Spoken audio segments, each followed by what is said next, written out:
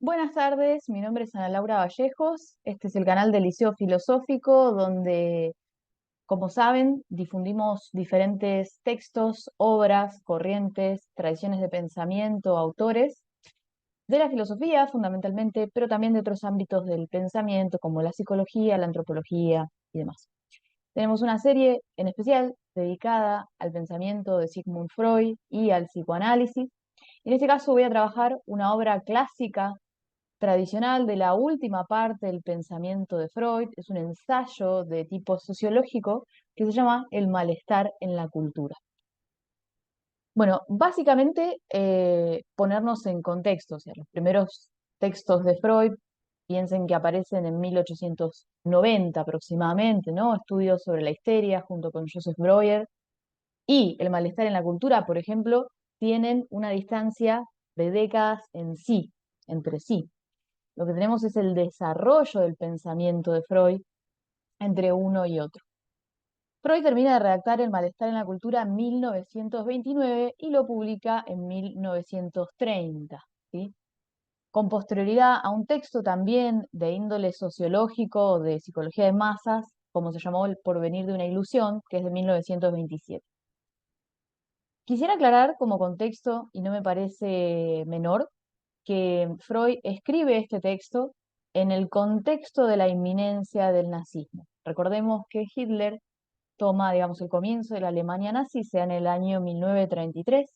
Este texto sale publicado en el 30, pero Freud era consciente, además por una cercanía geográfica, de que avanzaba en Europa y en especial en Alemania un pensamiento, una corriente política de tinte ultraconservador y ultranacionalista.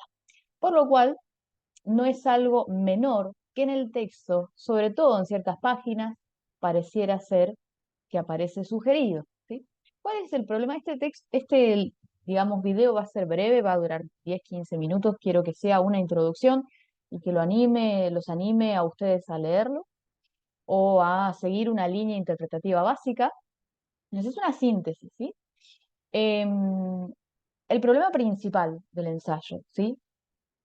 En palabras de su comentador de las obras completas al español, James Strachey, el problema fundamental, ¿sí?, del malestar en la cultura es el antagonismo, ¿sí?, irreconciliable entre la cultura, es decir, las restricciones impuestas por la cultura, las normas, las leyes, las prohibiciones y las exigencias pulsionales de la psique humana, ¿sí? Es decir, acá tenemos una oposición entre lo que sería los límites, las proscripciones, las leyes, las normas, por un lado, que impone la civilización y la cultura, y por el otro lado, las pulsiones del individuo, ¿sí? Hay que tener en cuenta también que este ensayo tiene por detrás las tópicas de Freud, ¿no? Esta idea de la división pulsional, algo que va a aparecer muy desarrollado en todo el texto, es la dinámica, ¿sí?, de la psique humana que se divide entre la pulsión de vida, vinculada, o eros, vinculada a la libido, ¿sí?, y la pulsión de muerte, ¿sí?, como también asociada a la potencia de destrucción. Entonces, estas fuerzas, ¿sí?, van a estar en constante choque. Y digamos que de alguna manera, ya para 1930, Freud había explicado en otros textos cómo funcionaba este dualismo pulsional al interior del individuo humano, es decir, en su propio psiquismo. Esto lo había hecho fundamentalmente en el texto Más allá del principio del placer, de 1920. ¿Sí? Ahí se explica, es donde Freud presenta su nuevo dualismo pulsional entre pulsión de vida y pulsión de muerte, y reordena lo que entendía como el funcionamiento de los principios que rigen la conducta humana: el principio del placer, el principio de constancia, el principio de realidad. La pregunta va a ser, digamos, la civilización o la cultura imponen límites a la libido del individuo, ¿sí? Y el individuo lo que se va a enfrentar es ante una serie de represión de esos, ¿no?, instintos pulsionales, ¿no?, esas fuerzas pulsionales. Acá nosotros, digamos, Freud previamente había desarrollado en muchos de sus textos que la represión de las pulsiones generaba problemas en el psiquismo, por ejemplo, las neurosis que venían de la represión de las pulsiones. Entonces tendríamos que preguntarnos si justamente para que el individuo pueda vivir en una cultura tiene que reprimir muchas de sus fuerzas pulsionales si esto no va a generar, no solamente en el individuo, sino en la cultura, una neurosis. Una de las conclusiones de Freud es precisamente esa. ¿Puede haber culturas o pueblos que se vuelvan neuróticos? ¿Sí? A su vez, me parece muy interesante el paralelismo que Freud traza entre, digamos, el individuo y la humanidad, ¿sí? Él va a decir que va a haber una suerte de concordancia, ¿sí? Les leo una cita ya del final del ensayo, página 136 de la edición de Amor-Rorty, dice: así como el planeta gira en torno de su cuerpo central, al par que rota sobre su eje, el individuo participa en la vía de desarrollo de la humanidad, en tanto anda por su propio camino vital. Es decir, el individuo desarrolla su camino vital, pero a su vez ese individuo está inserto en una cultura, en una sociedad, en una civilización. Bueno, a ver, em, quisiera centrarme en lo más importante del texto. Hay una parte muy interesante donde dice que una de las quejas tradicionales de las personas en la época en la que Freud escribe, vuelvo a citar el contexto, era la cuestión de que muchos avances tecnocientíficos, muchos avances en materia de cultura, ¿sí? De organización de los pueblos, de urbanización, pensemos que estamos en pleno siglo XX, se suponía que traían la ilusión de que la vida de las personas iba a mejorar. Y sin embargo, las personas seguían siendo infelices en alguna medida, ¿sí? Entonces, la pregunta es, ¿hay alguna posibilidad de que la vida civilizada no nos haga infelices? ¿Sí?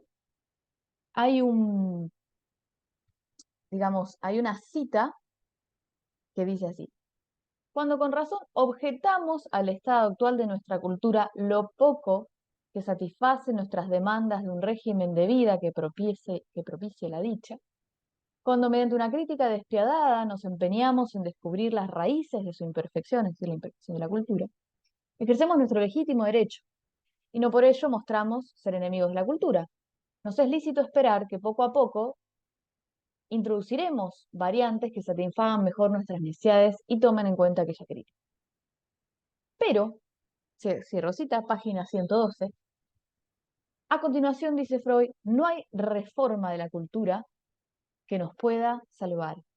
De alguna manera, la oposición, ¿sí? La enigmática oposición irreconciliable entre lo que nos impone la cultura y nuestras fuerzas pulsionales es irreconciliable.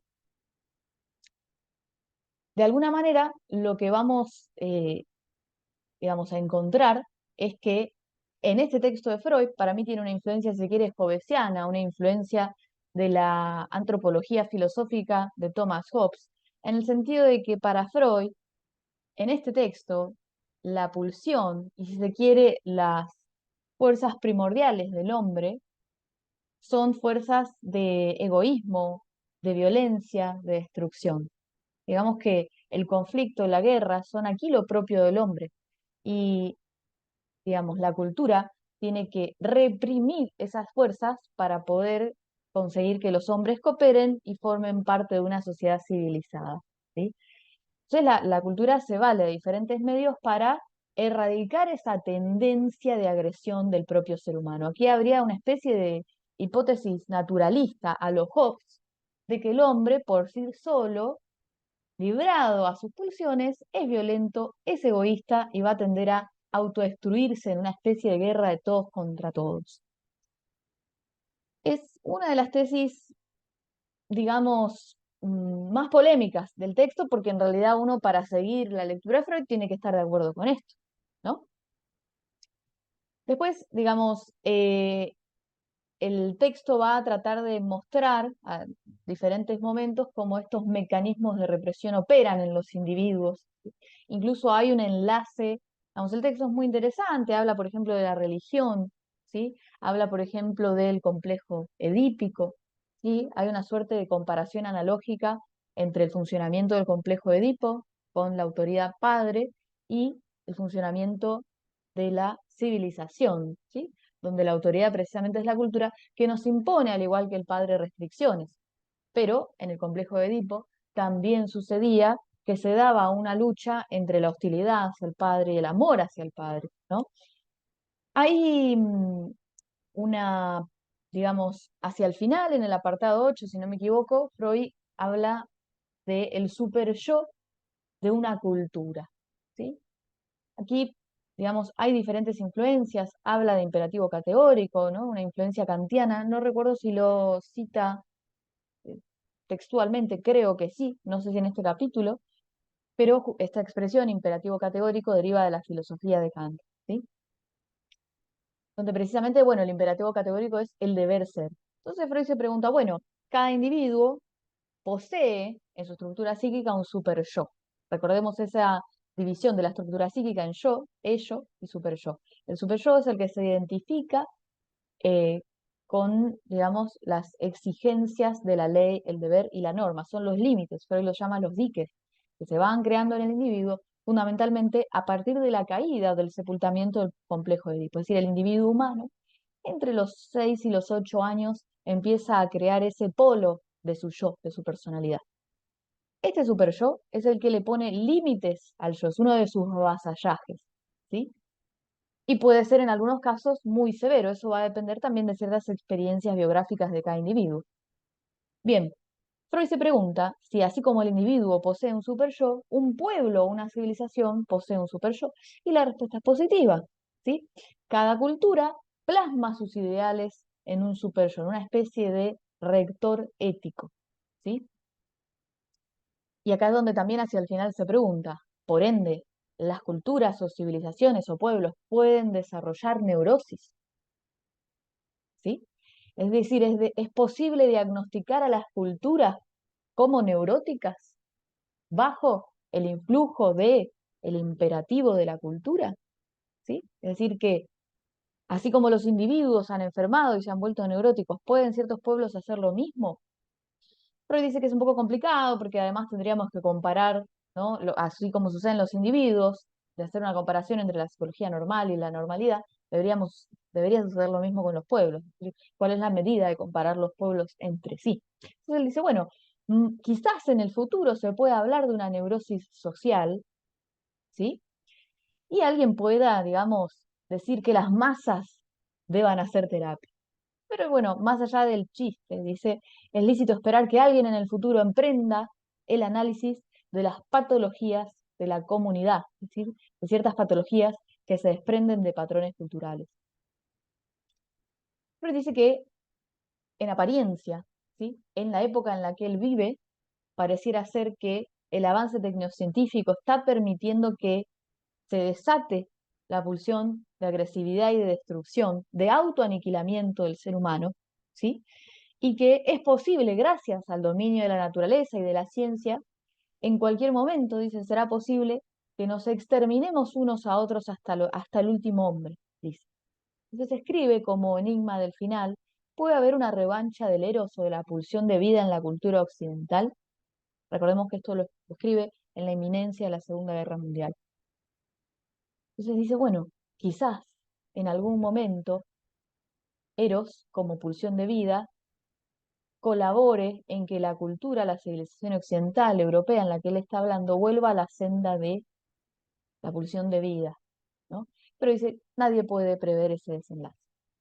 Para sintetizar, para sintetizar, lo que me gustaría aclarar del texto es que vuelvo, trata de analizar la dinámica, ¿sí? La contradicción al interior de una cultura, ¿sí? Entre la tendencia de destrucción y la tendencia de amor, ¿sí? De vida, de eros. Pulsión de vida, pulsión de muerte. Así como él en otros textos previos a este había hablado de esa dinámica al interior de la psique humana, al interior del individuo, este es un ensayo de tipo sociológico donde quiere hacer la comparación con los pueblos, con las civilizaciones, especialmente tomando como referencia en la que él vive. En definitiva, la conclusión del ensayo es que para él prima en Europa, en ese momento, la pulsión de autodestrucción y de muerte. La verdad, el texto tiene muchos desarrollos, muchas hipótesis acerca de como, digamos, la unión de los pueblos primitivos, ¿sí? Eh, cómo se fue dando que el individuo fue abandonando la tendencia autodestructiva para poder construir una civilización en paz. Es decir, hay ciertos pasajes donde pareciera acercarse a lo que llamamos teorías del contrato social, pero desde una óptica psicológica, desde una óptica de los propios conceptos del psicoanálisis. Es decir, cuando quiere aplicar al contrato social, el super yo, la represión, la pulsión, etcétera, hace como un armado mixto entre una especie de teoría de filosofía política, del contrato social y su propio andamiaje conceptual del psicoanálisis. Bueno, es una síntesis del texto, los invito a leerlos. Les recuerdo también que en el Liceo Filosófico disponemos de seminarios completos donde leemos en profundidad estos textos, donde leemos, digamos, hacemos una profunda leída de la letra del autor y después discutimos ciertos análisis. Disponemos de seminarios asincrónicos, es decir, grabados, y también a lo largo del año pueden buscarnos en redes como Liceo Filosófico, brindamos una serie de seminarios grupales sincrónicos. Les agradezco mucho, cualquier consulta pueden dejar un comentario, espero que les haya sido útil, si es para algún contexto tipo académico que les haya servido, y si es por mero interés al pensamiento, espero que les haya gustado. Hasta luego.